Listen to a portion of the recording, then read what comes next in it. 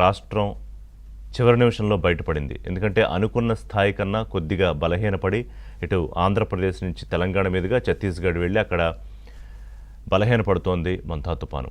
అయితే తెలంగాణ మీద కూడా భారీగానే ఎఫెక్ట్ పడింది. కొంతమంది శాస్త్రవేత్తలు, వాతావరణ శాస్త్రవేత్తలు కూడా అంటే ముందు నుంచి దాన్ని అంచనా వేసిన తీరు, తర్వాత చివరి నిమిషంలో తీరు ఎలా రూపం మార్చుకుంది, ఏ విధంగా తన దిశ మార్చుకుంది అనే దాని మీద కూడా ప్రస్తుతానికి పరిశోధన చేస్తూ ఉన్నారు. కానీ మొత్తానికైతే ముంచేసింది. పంట పొలాలు చూస్తే రైతులకు వాళ్ళ కడగళ్ళు చూస్తే కన్నీరే మిగులుతుంది. భారీగా వేల ఎకరాలు, లక్షల ఎకరాల్లో పంట నష్టం సంభవించింది. దాని మీద ఇంకా ఎంత నష్టం జరిగిందనే అంచనా కూడా ఇప్పటికీ రాదు. దానికి టైం పడుతుంది. ముఖ్యమంత్రి నిన్న ఏరియల్ సర్వే చేశారు. అంతకుముందు 25వ తేదీ నుంచే మంతా తుపాను ఎఫెక్ట్ ఏ స్థాయిలో ఉంటుంది అని చెప్పి అధికారులు ఎప్పటికప్పుడు అప్రమత్తం చేస్తూ ఏ విధంగా చర్యలు తీసుకోవాలి, రెస్క్యూ మేనేజ్మెంట్ ముఖ్యంగా ఏంటంటే తుఫాను వచ్చిన తర్వాత జరిగే పరిస్థితుల నుంచి, అది విద్యుత్తు కానివ్వండి, లేకపోతే మంచినీరు కానివ్వండి, లేకపోతే ఇంటర్నెట్ కానివ్వండి, పునరావాస కేంద్రాలకు తీసుకెళ్ళడము, ఆహార పంపిణీ, ఇలాంటి వాటి మీద ప్రధానంగా దృష్టి పెట్టారు. చాలా మటుకు కాదు, 99.9% సక్సెస్ అయ్యారు. ఎందుకంటే భారీగా ప్రాణ నష్టం తగ్గించగలిగారు. నేను నిన్నే చెప్పినట్టుగా పంట నష్టాన్ని తగ్గించడం సాధ్యం కాదు. ఎందుకంటే మనుషుల్ని ఆ ప్రభావిత ప్రాంతాలను తీసుకెళ్ళి పునరావాస కేంద్రాల్లో పెట్టి రక్షించుకోవచ్చు. మత్స్యకారులను ఎప్పటికప్పుడు కొంత బతిమాలో పుజ్జగించి అక్కడిని తీసుకెళ్ళి పెట్టి మళ్ళీ రెండో లైకి తీసుకురావచ్చు. కానీ పంటని ఎలాగా నివారిస్తారు పంట నష్టాన్ని? సో మనం చూస్తుంటే దాదాపుగా 1,00,000 ఎకరాల్లో వరి కానివ్వండి, అరటి కానివ్వండి, మిగతా పంటలు కూడా భారీగానే నష్టపోయాయి. దానికి సంబంధించి రైతుల్ని ఎలా ఆదుకుంటారు ఏంటనేది ప్రభుత్వం ఆలోచన చేస్తోంది. అయితే ఇదంతా ఒక ఎత్తు అయితే, ప్రతి దాంట్లోనూ రాజకీయం వెతుక్కుంటూ ప్రతి దాంట్లోనూ ఏదో ఒక బురద చల్లాలి అనే ఒక ప్యాచ్ చోటు ఉంటుంది. అది వాళ్ళకి కష్టమైనా, కడగళ్ళైనా, విపత్తులైనా, విధ్వంసాలైనా, మంచైనా, చెడైనా ఏమీ సంబంధం ఉండదు. అలా ఉన్న బ్యాచ్ ఏంటంటే దురదృష్టవశాత్తు ఆంధ్రప్రదేశ్లో వైఎస్ఆర్సీపీ. అంటే మీరు ఆ ట్వీట్లు చూస్తే కనుక అసలు ఏం చేశారు? ఏసీ రూముల్లో కూర్చున్నారు, ఆర్టీజీఎస్ అంటూ ఖరీదైన వాటర్ బాటిల్ తాగుతూ ఏసీ రూముల్లో కూర్చుని సమీక్షలు చేస్తారా?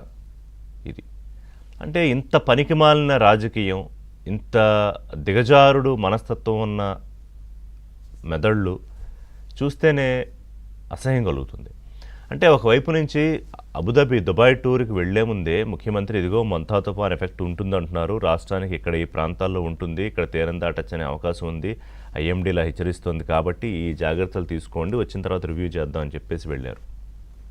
19 మంది సీనియర్ ఐఏఎస్ అధికారులని జిల్లాలకు ఇన్ఛార్జీలుగా పెట్టి ఆ జిల్లా బాధ్యత వాళ్ళకి అప్పచెప్పి పూర్తిగా అక్కడ ఒక్క ప్రాణానికి నష్టం జరగకుండా మ్యాక్సిమం ఎటువంటి విపత్తుకి సంబంధించిన భారీ నష్టాలు జరగకుండా చూసుకోవాల్సిన బాధ్యత అప్పచెప్పి వెళ్ళారు.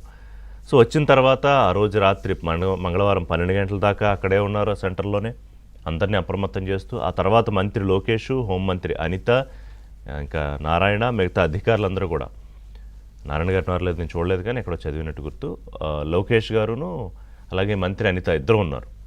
ఉదయం వరకు కూడా దాన్ని రివ్యూ చేస్తూనే ఉన్నారు. అంటే ఎప్పటికప్పుడు ఇక్కడ ఇంత జరిగితే వెంటనే రెస్క్యూ టీమ్స్ ఎక్కడ డిప్లాయ్ చేయాలి అంటే వాళ్ళ స్థాయిలో చెయ్యాలంటే ఐఏఎస్లు ఉన్నారు కానీ రియల్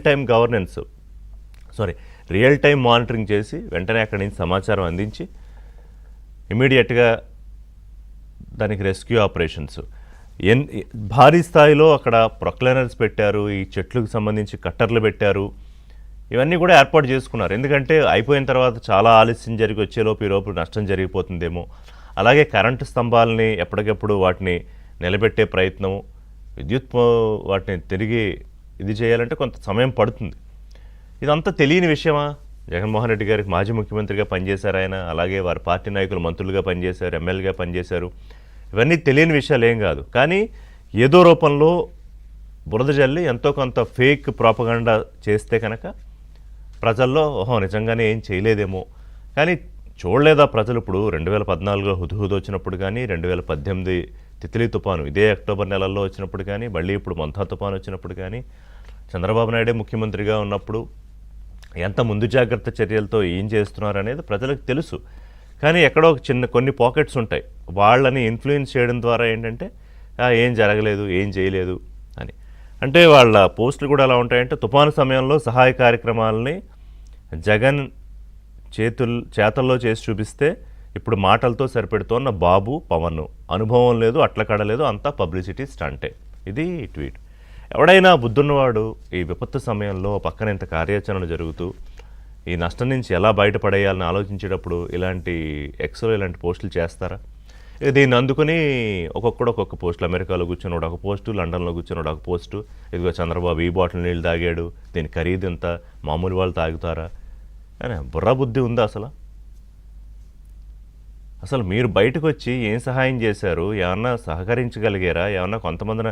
ఇంకోటి ఏంటంటే, కాకినాడలో మొన్న ఒక రోజు కాస్త మార్నింగ్ కొంచెం ఎండొచ్చింది అంతే, పునరావాస కేంద్రాలకు ఎవరు వెళ్ళక్కర్లేదు, ఊరికే ఇది ప్రభుత్వం అధికారులు హడావుడే అని ఆ పునరావాస కేంద్రాలకు వెళ్లకుండా ఆపే ప్రయత్నం, కుట్రలు చేశారు.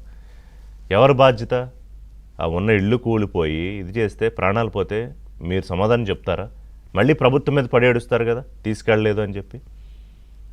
అంటే రాజకీయం చేయడానికైనా ఒక సమయం, సందర్భం ఇవన్నీ ఉంటాయి కదా.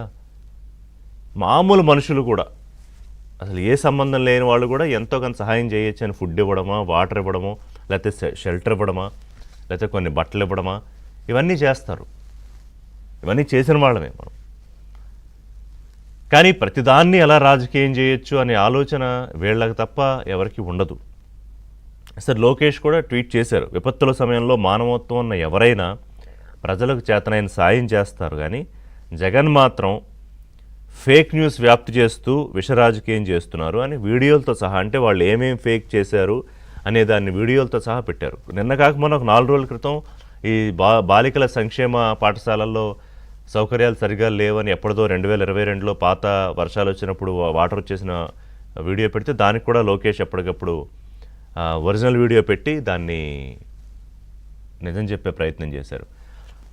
ఎందుకు చెయ్యాలి అంటే, నిజం అనుకునే అవకాశం ఉంటుంది కొంతమంది, కాకపోతే కొంతమంది అయినా మ్యాక్సిమం అబ్జర్వ్ చేస్తూ ఎప్పటికప్పుడు టీవీలు చూస్తూ వీళ్ళు ఏం చేస్తున్నారు, సోషల్ మీడియాలో రియల్గా ఏం జరుగుతుందో ఫాలో అయ్యే వాళ్ళకి పర్వాలేదు. కానీ ఈ ఫేక్ బ్యాచ్ ఒకటి ఉంటుంది, వాళ్ళ పనే అది. ఉదయం లేచి బ్రష్ చేసినప్పటి నుంచి రాత్రి వరకు ఇదే ప్రోపగండా, ఫేక్ ప్రోపగండా చేస్తూనే ఉంటారు. వాళ్ళ కోసం క్లారిటీ ఇచ్చే ప్రయత్నం ఏది. సో దయచేసి బురద రాజకీయాలు ఆపండి. మీరు చేస్తే చేతనైతే కాస్త సహాయం చేయండి, లేకపోతే మీరు ప్రశాంతంగా ఉన్నారుగా ప్యాలెస్ల్లో ఉండొచ్చు కదా. ఎందుకు అన్నెసరీ ప్యానిక్ గురి చేయడం ప్రజల్ని? అసని అని ఒక తుఫాను వచ్చింది జగన్మోహన్ రెడ్డి ముఖ్యమంత్రిగా ఉన్నప్పుడు. అప్పుడు ఆయన ఏం చేశాడు గుర్తుండే ఉంటుంది చాలామందికి. పంట పొలాల్లో ఒక రెడ్ కార్పెట్, ఒక స్టేజ్ సెట్ చేసి అక్కడికి రైతుల్ని తీసుకొచ్చి, ఈయన వాళ్ళ దగ్గరికి వెళ్ళాడు బాధితుల దగ్గరికి, అక్కడికి రైతులను తీసుకొచ్చి వాళ్ళు ఆ కుళ్ళిపోయిన వరి కంకులు చూపించే ప్రయత్నం చేస్తే వాటిని కూడా ఆయన చేతితో తీసుకోలేదు. ఈయన మాట్లాడతారు. అసలు పోలిక ఉందా? చిన్న బ్రేక్ తీసుకుందాం. బ్రేక్ తర్వాత ఈ అంశాల మీద